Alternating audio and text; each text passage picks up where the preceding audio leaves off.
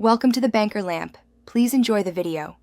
You'll begin by opening Google Pay and signing in with the Google account you use on this device. This associates payments and transaction history. Grant required permissions like NFC and location, so contactless payments and merchant detection work reliably. Next, make sure you have a secure screen lock set because Google Pay requires it for security.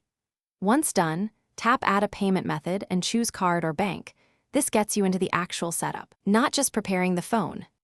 Now you add and verify your payment method.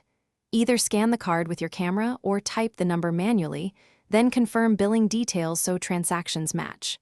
For bank accounts, follow the app's verification flow. This might be an instant micro deposit, an in-app bank login, or an OTP sent by SMS. Once verified, pick a default card for tap to pay and toggle contactless payments on. Make sure notifications and receipts preferences are set so you can track charges immediately. Finish by testing.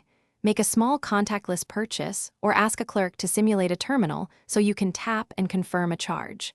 Secure the account by enabling fingerprint or face unlock for payments and review linked devices in settings to remove old phones.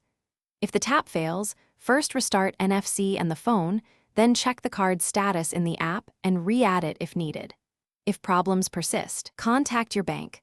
Some cards require merchant activation or additional bank-side verification. Thanks for watching. If this was helpful, leave a like and consider subscribing. See you next time.